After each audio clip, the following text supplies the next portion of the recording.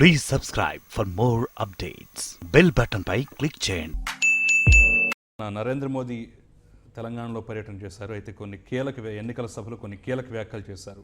ముఖ్యంగా రాష్ట్ర ప్రభుత్వం మీద జ్యోతిష్యుల సలహా మీదకి ఈ ప్రభుత్వం నడుస్తోంది. ముందస్తు ఎన్నికలకు అలాగే వెళ్లారు. కేబినెట్ ఏర్పాటు కూడా ఆ సలహా మేరకే లేట్ చేశారంటూ చాలా ఘాటు వ్యాఖ్యలు చేశారు కదా. ఎలా అర్థం చేసుకోవాలంటారు? అంటే కేసీఆర్ గారికి జ్యోతిష్యుల మీద నమ్మకం ఉందని చాలామంది చెప్తూ ఉంటారు. అందులో ఆశ్చర్యం ఏం లేదు. యాగాలు, పూజా కార్యక్రమాలు ఇలాంటివి చాలా ఎక్కువ చేస్తుంటారని కేసీఆర్ గారే పదే పదే చెప్తున్నారు. అందులో కేసీఆర్ గారు జ్యోతిష్యుల సలహా మేరకే ముందస్తు పోయాడా లేదు క్యాబినెట్ విస్తరణ ఆపాడా అంటే దానికి మనకేం ప్రూఫ్ అయితే ఎవిడెన్స్ అయితే ఏమీ దొరకదు. ముందస్తు పోవడం ఒక రాజకీయ వ్యూహంలో భాగంగా చేశాడా లేదా జ్యోతిష్యుల సలహా మేరకు చేశాడా అది ఆయన వ్యక్తిగతం.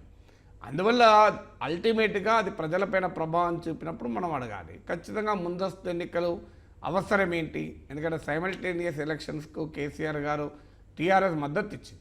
అంటే లోక్సభ ఎన్నికలు, అసెంబ్లీ ఎన్నికల్ని ఒకేసారి జరపాలి, అవసరం వస్తే అసెంబ్లీ పదవీ కాలం ఒక ఏడాది ఉన్నా కూడా ముందుకు లాగి జరపాలన్నారు. కానీ రెండు ఒకేసారి ఎండ్ అవుతున్న సమయంలో 4 నెలలు ఎన్నికల ముందు జరిపి నడిపారు. అందువల్ల అది క్వశ్చనబులే. అన్ని 2 నిర్ణయాలు క్వశ్చనబుల్. క్యాబినెట్ కూడా అన్ని రోజులు ఆలస్యం కావాల్సిన అవసరం లేదు, ఖచ్చితంగా క్వశ్చనబులే. అయితే జ్యోతిష్యులు గురించి మోడీ మాట్లాడడం కొంత ఆశ్చర్యాన్ని కలిగించింది. ఎందుకంటే వాజ్పేయి ప్రభుత్వంలో ఎన్డీఏ మొదటి ప్రభుత్వంలోనే జ్యోతిష్యాన్ని యూనివర్సిటీ స్థాయిల్లో కోర్సులుగా పెట్టిన పార్టీ బీజేపీ. వాళ్ళు మరి కేసీఆర్ను విమర్శించి నేను సంతోషపడాలి కదా. జ్యోతిష్యమే కాదు, కర్మకాండను కూడా యూనివర్సిటీలో కోర్సుగా పెట్టారు. ఇప్పుడు ఏదో టీటీడీ వైదిక కోర్సుల్లో కర్మకాండ ఎలా చేయించాలని పెడితే తప్పలేదు. కానీ విశ్వవిద్యాలయ స్థాయిలో కర్మకాండ, పిండాలు ఎలా పెట్టాలి, వీటి మీద కోర్సు పెట్టారు. ఇది ఎన్డీఏ 1 హయాంలో. మీకు మధ్యప్రదేశ్లో బీజేపీ ప్రభుత్వం, శివరాజ్ సింగ్ చౌహాన్ ప్రభుత్వము ఆసుపత్రుల్లో డాక్టర్లను, నర్సులను నియమించకుండా జ్యోతిష్యులు నియమించింది.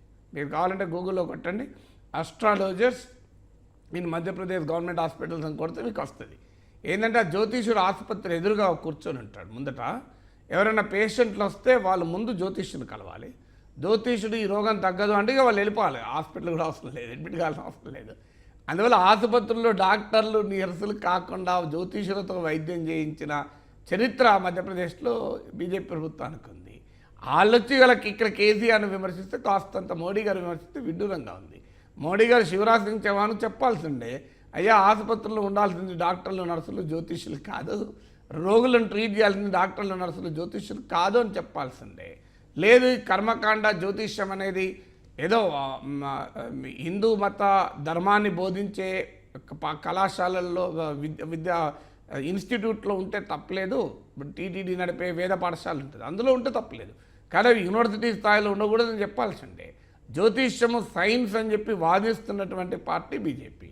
మరి సైన్సే అయినప్పుడు కేసీఆర్ గారు సైంటిఫిక్గానే ఉన్నట్టే కదా లెక్క. ఇప్పుడు జ్యోతిష్యం సైన్స్ కాదు అని మోడీ గారు అంగీకరిస్తున్నారా? మరి అంగీకరిస్తే ఇది ఇండియన్ సైన్స్ కాంగ్రెస్లో కూడా జ్యోతిష్యం మీద సెషన్లు పెట్టి అసలు జ్యోతిష్యమే సైన్స్, సైన్సే జ్యోతిష్యము, అస్ట్రాలజీకి అస్ట్రానమీకి తేడా లేదని మాట్లాడారు కదా. అందులో మోడీ గారు క్లారిఫై చేయాల్సింది ఏంటంటే మోడీ గారి దృష్టిలో జ్యోతిష్యం సైన్సా కాదా? సైన్స్ అయితే కేసీఆర్ జరిపింది సైంటిఫిక్ అవుతుంది, విమర్శకు అర్థం లేదు. సైన్స్ కాదనుకోండి, మరి మీ ప్రభుత్వము, మీ పార్టీ మొదటి నుంచి కూడా జ్యోతిష్యం సైన్స్ అంటుంది కదా. మరి ఏదో ఒకటి చెప్పాలి కదా. ఇండియన్ సైన్స్ కాంగ్రెస్ సెషన్ పెట్టారు, చెప్పండి. అందువల్ల ఈ విమర్శలు చేసేటప్పుడు ఒక ఏళ్ళు చూపెడితే 4 ఏళ్ళు మనకే చూపెడతా అనేది కూడా గుర్తించాలి.